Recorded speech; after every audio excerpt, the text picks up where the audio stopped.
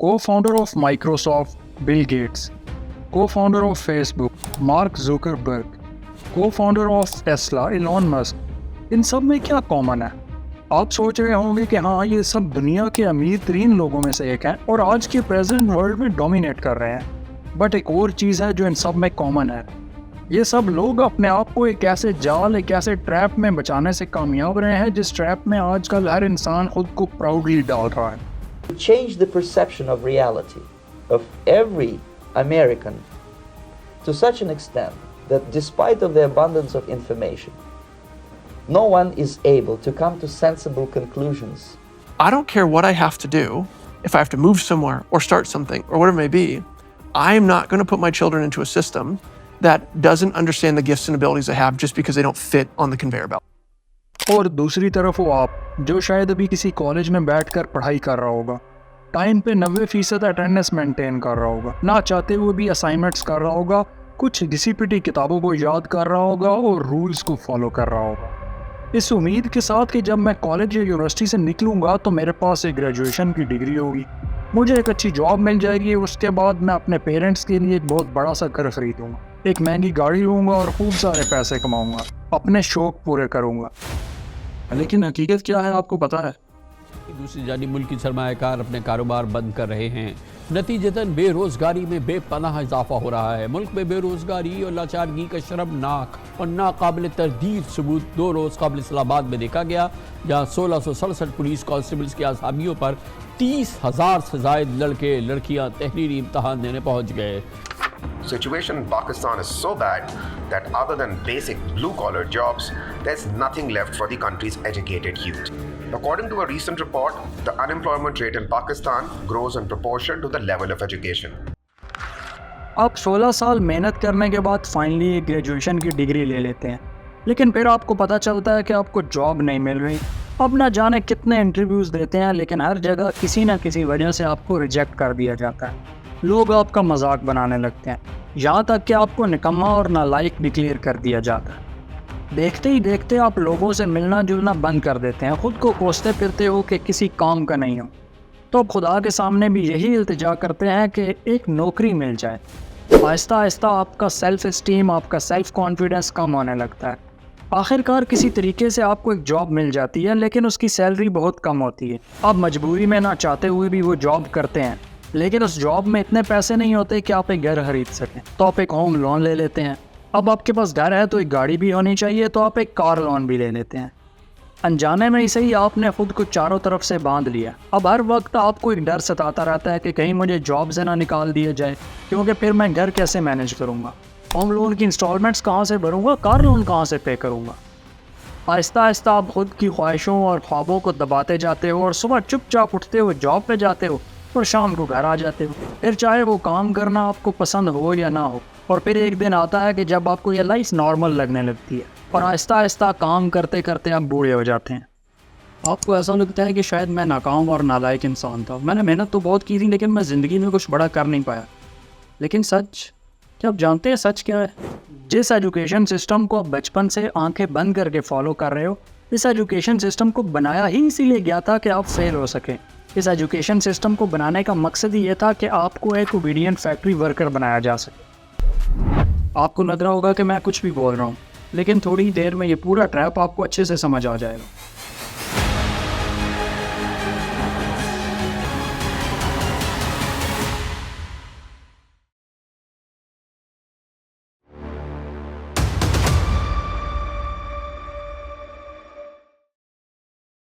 साल होता है 1806। नेपोलियन की आर्मी और पर्शियन के बीच एक जंग होती है। जंग में पर्शियंस एक बेहतर आर्मी होने के बावजूद हार जाते हैं। पर्शियन लीडर्स को ये समझ नहीं आता कि आखिरकार वो इतनी अच्छी आर्मी होने के साथ हार कैसे सकते हैं। बहुत सोचने के बाद उनके लीडर्स को समझ में आता है कि उनकी आर्मी मजबूत तो थी, लेकिन दौरान जंग वो अपने सुपीरियर्स के ऑर्डर को फॉलो करने के बजाय अपना दिमाग इस्तेमाल कर रहे थे, जबकि नेपोलियन की आर्मी सिर्फ और सिर्फ नेपोलियन के ऑर्डर्स को फॉलो कर रही थी। और इसका अंजाम ये होता है कि पर्शिया को अपनी आधी टेरिटरी नेपोलियन के हाथ में देना पड़ जाए और साथ ही एक पीस एग्रीमेंट भी साइन करना पड़ता है। अब पर्शियन लीडर्स के सामने एक चैलेंज होता है कि दोबारा उनके साथ ऐसा कभी ना हो, लेकिन सवाल ये है कि आखिर वो लोग ऐसा करेंगे कैसे। बहुत दिमाग लगाने के बाद उनको एक आइडिया आता है और फिर वो लोग एक सिस्टम बिल्ड करने में लग जाते हैं। कैसा सिस्टम? एक ऐसा सिस्टम जिसमें सोल्जर्स सिर्फ वो काम करें जो उनको करने के लिए कहा जाए, वो काम नहीं जो अपने दिमाग से सोचते हैं। और ये सब करने के लिए बेस्ट पॉसिबल तरीका ये निकाला गया कि उन ब्रेन्स को ट्रेन किया जाए जो ब्रेन्स अभी सोचने के लिए कैपेबल नहीं है, जिन्हें सही और गलत के बारे में पता ना हो, सो उन्हें जो समझाया जाए वो उसे ही सच मान लें। और इस तरीके से एक 8 साल एजुकेशन सिस्टम लॉन्च किया गया। 5 साल से लेकर 13 साल तक ये एजुकेशन सिस्टम आपके लिए मस्ट कर दिया जाता है।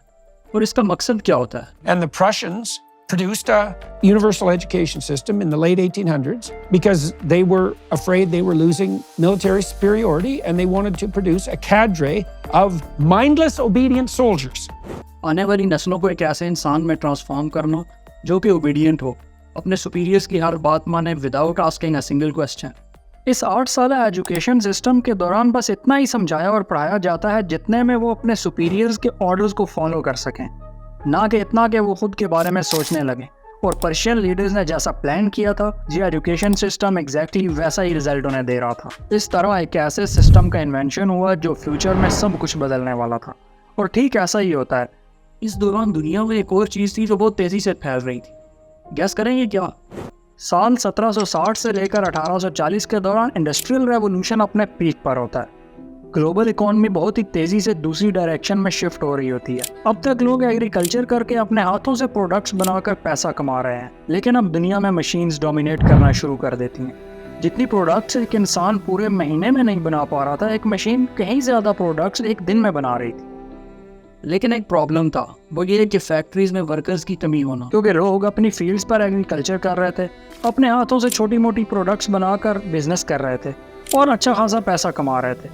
ऐसे में कोई अपना सब कुछ छोड़कर किसी दूसरे की फैक्ट्री में एज लेबर काम क्यों करना चाहेगा? इस प्रॉब्लम का सलूशन कैसे निकाला जाए? पर्शियन एजुकेशन सिस्टम अपने रिजल्ट्स के बायस ऊपर के बैठे हुए लोगों तक ऑलरेडी पहुंच चुका था और अब डिफरेंट कंट्रीज अपना एजुकेशन सिस्टम इस पर्शियन एजुकेशन सिस्टम के मॉडल पर बनाना शुरू कर देते हैं। इस बार सोल पर्पस क्या होता है? इस बार सोल पर्पस होता है एक ऐसी जनरेशन को तैयार करना जिनकी क्रिएटिविटी को मारकर उनके दिमाग में पैसा अर्न करने का बस एक ही ऑप्शन रह जाए और वो हो वर्क एज लेबर। ठीक ऐसे ही होना शुरू हो जाता है।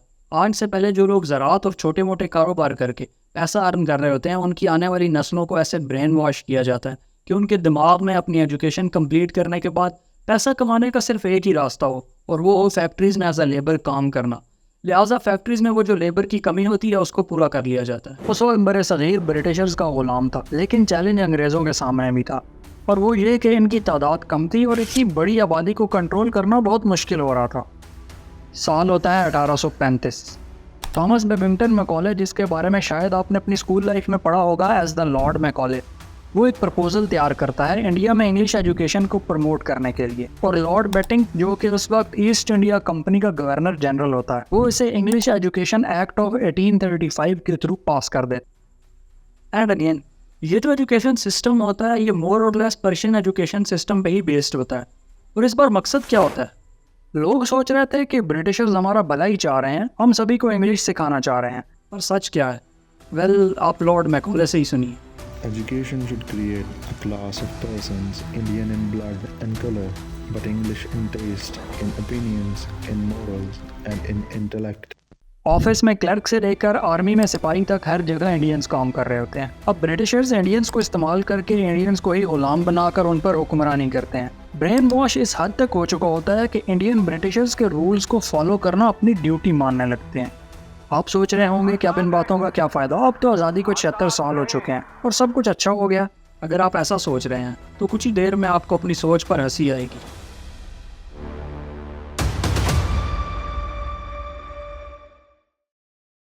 आपके पैदा होने के बाद या शायद आपके पैदा होने से भी पहले आपके पेरेंट्स के माइंड में जो सबसे पहला ख्याल आता है वो पता है क्या है? कि मैं अपने बच्चे को एक अच्छे और बड़े स्कूल में पढ़ने के लिए भेजूंगा।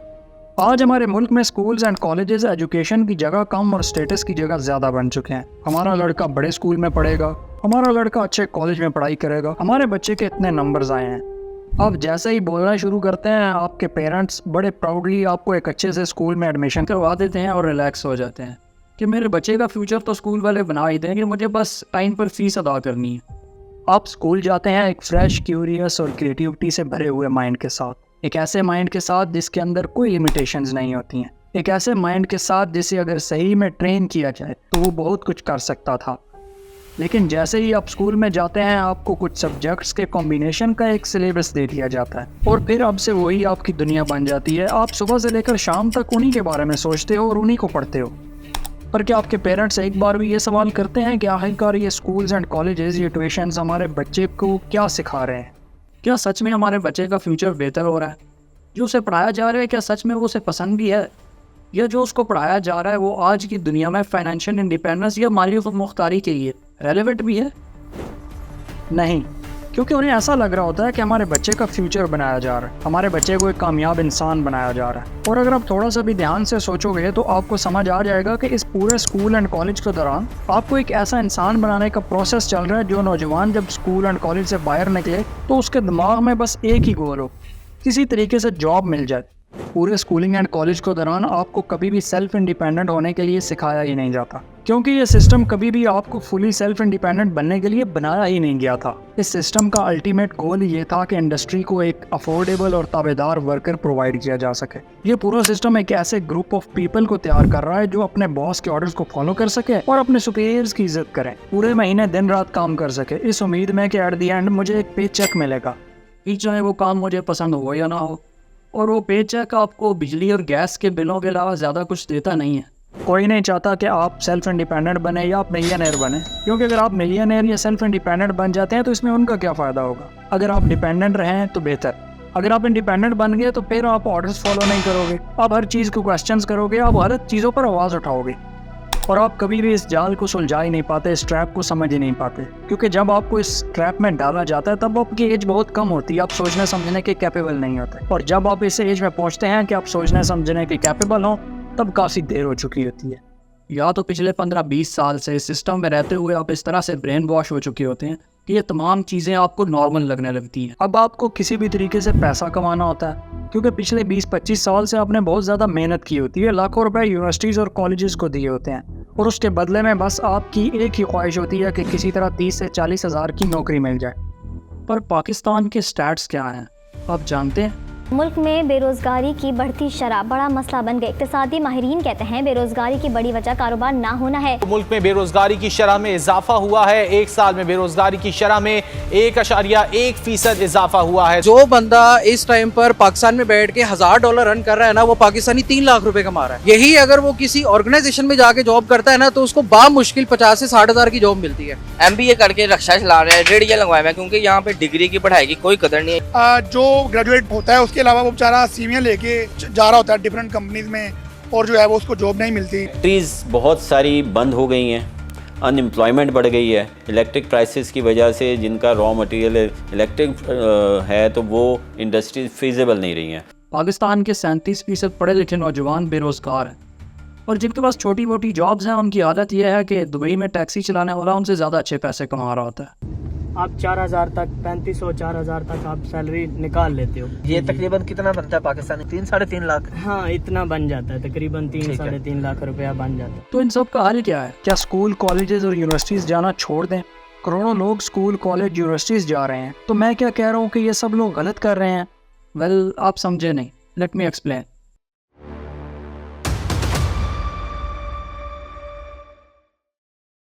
किसी चीज़ को इतना प्रमोट करो कि वो न्यू वे ऑफ लाइफ बन जाए और लोग बिना कोई सवाल पूछे उसको फॉलो करते चले जाएं। लेकिन आज हमें एक सादा सा सवाल पूछने की ज़रूरत है कि ये तालीमी निज़ाम किसने बनाया और क्यों बनाया? मुझे उम्मीद है कि आपको अभी तक इस सवाल का जवाब मिल चुका होगा। जिस वक्त इस सिस्टम को बिल्ड किया गया था उस वक्त दुनिया को बिलियंस की तादाद में वर्कर्स की ज़रूरत थी। लेकिन आज की सिचुएशन क्या है? पाकिस्तान में जॉब्स की सूरत हाल क्या है?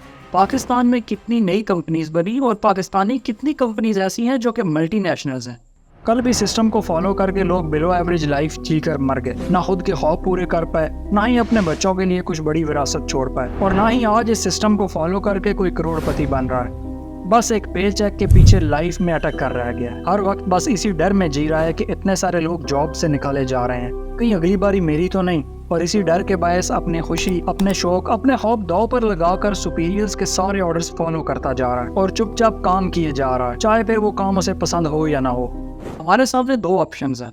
हम रियलिटी को एक्सेप्ट ना करें, हम इस जाल में फंसे रहें और अपनी आने वाली नस्लों को भी इस जाल में डाले रखें, और दूसरा ये कि हम अपना रास्ता खुद बनाएं। हम एक्सप्लोर करें कि हम क्या क्या चीज़ें कर सकते हैं, ऐसे कौन से एथिकल तरीके हैं जिनको इस्तेमाल करके अच्छा पैसा कमाया जा सकता है। हम अपने ड्रीम को फॉलो करके भी तो पैसा कमा सकते हैं। अगर आप पेरेंट्स हैं तो अपने बच्चों को स्कूल कॉलेज भेजें, लेकिन मार्कशीट्स को इतनी अहमियत ना दें। अपने बच्चों को एक्सपोजर दें, उन्हें बताएं कि दुनिया में करने को बहुत कुछ है। ये सिर्फ कोर्स की घिसी पीटी किताबें ही दुनिया नहीं है। अपने बच्चे को अलग अलग चीज़ें एक्सप्लोर करने के लिए मोटिवेट करें। हो सकता है आपका बच्चा किसी और स्किल में बहुत अच्छा हो जो आने वाले टाइम में उसको अच्छा फ्यूचर दे सके।